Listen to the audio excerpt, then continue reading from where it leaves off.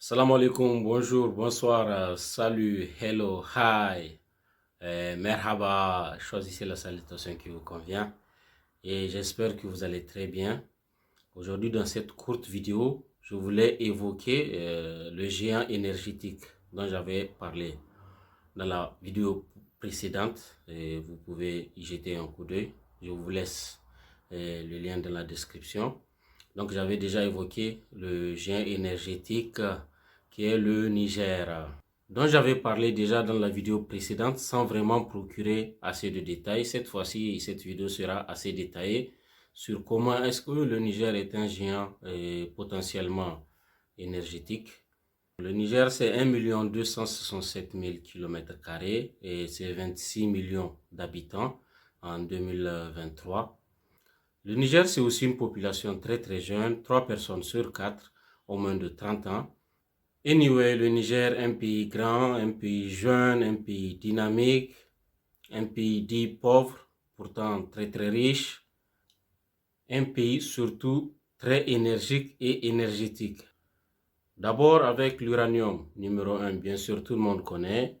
Le Niger, c'est le 5e en termes de réserve d'uranium au monde. Et c'est le 6e producteur mondial et c'est le 2e en Afrique. Mais si vous voulez mon avis, moi je pense que les chiffres sur les réserves et la production réelle d'uranium du Niger est beaucoup plus élevé que ça. Mais bon, ça on n'a pas les moyens pour l'instant de le savoir. Mais le futur nous dira la vérité. Mais ce que les gens ne réalisent pas, en dehors de l'uranium, le Niger c'est aussi le charbon. Nous avons la Sonichar qui fournit à peu près 600 mégawatts d'électricité, ce qui n'est pas rien.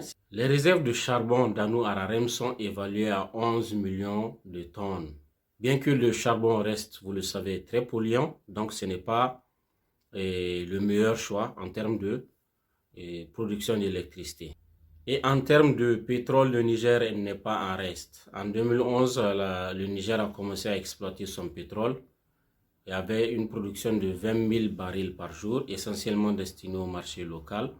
Depuis janvier 2024, c'est-à-dire ce mois-ci, 90 000 barils par jour supplémentaires s'ajouteront à la production du Niger, ce qui fera 110 000 barils par jour.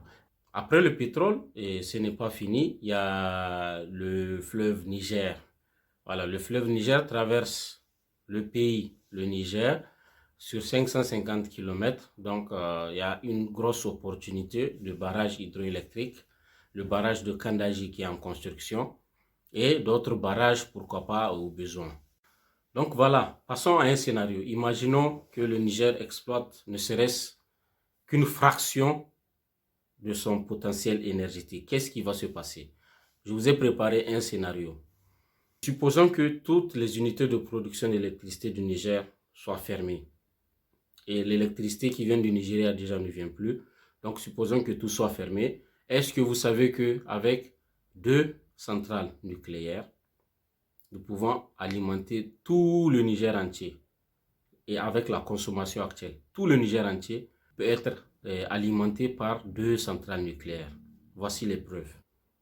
Alors, quelle est la consommation annuelle du Niger en électricité? 1300 gigawatts par an. En 2021, voilà, vous voyez les chiffres. Quelle est la capacité d'une centrale nucléaire ordinaire? 876 gigawatts par an. Combien de centrales nucléaires peuvent combler le besoin du Niger en 2021? 2 centrales nucléaires, opérant à 75% de leur capacité annuelle. Seulement 2 centrales nucléaires, opérant même pas à capacité pleine, à 75% les 2 centrales nucléaires en train d'opérer, c'est suffisant pour la consommation actuelle du Niger, 2 centrales nucléaires. Donc, à titre d'exemple, si on impose le même scénario aux autres pays du monde, pour la Chine, ils auront besoin de 8 900 centrales nucléaires pour couvrir toute leur consommation actuelle. Les États-Unis, 4 500 centrales nucléaires. La France, par exemple, 500 centrales nucléaires. La Turquie, 325 centrales nucléaires. L'Afrique du Sud, 218 centrales nucléaires. Le Nigeria, le géant d'Afrique, 30 seulement, 30 centrales nucléaires. La Côte d'Ivoire, 9 centrales nucléaires. Le Cameroun, 7 centrales nucléaires. Et 3 centrales nucléaires pour le Mali et le Burkina Faso. Et le Niger, 2 centrales nucléaires. Voilà et la force de l'énergie nucléaire. Donc, il suffit que le Niger construise 2, 3, 4, 5, disons 5 centrales nucléaires par exemple. C'est largement suffisant pour la consommation du Niger sur des décennies. Et le Niger sera, pendant toutes ces décennies, un exportateur net. Il se peut que seule une centrale nucléaire suffirait à la consommation locale et que les 4 autres, les 3 autres, les 2 autres centrales serviront uniquement, exclusivement à l'exportation d'électricité. Est-ce que ce n'est pas génial? C'est faramineux. Ça montre exactement que le Niger, c'est vraiment un géant énergétique, mais qui est endormi, qui doit se réveiller. Parce que ça ne sera pas seulement l'énergie nucléaire. À côté, nous avons l'énergie solaire. Le Niger, c'est 1 267 000 km². Et le soleil est là presque 99% du temps. Le soleil il est présent. Donc, une grosse capacité en termes d'énergie solaire. Franchement, si le président Tchani il pourrait lancer ce programme de centrales nucléaires, moi je suis pour qu'on nomme les centrales nucléaires par son nom. Si c'est 5 centrales nucléaires, on va dire Tchani 1, Tchani 2, Tchani 3, Tchani 4, Tchani 5, c'est pas un problème. Ou on peut mettre le nom d'autres personnes et d'autres personnalités du Niger, ce n'est pas du tout un problème. L'essentiel, c'est que ça soit fait. Vraiment, s'il fait ça, il y a Biani. Ça serait vraiment extraordinaire. Et en plus, et je parle beaucoup de l'énergie nucléaire, mais en réalité, il y a plus que ça, comme je l'avais dit. Il y a l'énergie solaire. Déjà, la centrale solaire a été inaugurée avec 30 mégawatts, ce qui n'est pas mal, qui a allégé la coupure d'électricité du Nigeria. Mais on peut faire beaucoup plus. On peut bien exploiter le fleuve Niger avec le barrage de Kandaji. Inch'Allah que ça va être prêt très bientôt. En dehors du barrage de Kandaji, si c'est nécessaire aussi, on peut en construire un deuxième. Mais bon, je pense qu'avec un seul barrage, déjà pour éviter de retenir le débit de l'eau et de diminuer le débit de l'eau qui part vers le Nigeria, je pense que avec le barrage du Kandaji seulement, c'est suffisant. Le charbon, comme je l'avais dit, je pense qu'on ne devrait pas trop produire là-dedans parce que avec la pollution, ce qui n'est pas, c'est pas vraiment très bien le charbon. On peut augmenter la capacité de production comme on l'a déjà fait parce qu'il y a une centrale de charbon qui a été inaugurée à Tawa. Ça c'est bien déjà, qui produit l'électricité dans la zone. Mais ce n'est pas un programme de long terme, surtout avec l'environnement. Donc voilà, l'énergie solaire surtout devrait être encouragée pour la consommation familiale. On devrait laisser les gens installer des panneaux solaires, même dans les villes, ce n'est pas un problème, même dans les villes. Ça va alléger les factures, les gens vont installer leurs panneaux solaires pour avoir assez d'énergie. Parce qu'on a le soleil, une énergie gratuite, mais c'est bien pour les ménages, ils vont consacrer le reste de leur argent à autre chose et ils vont s'alléger les factures.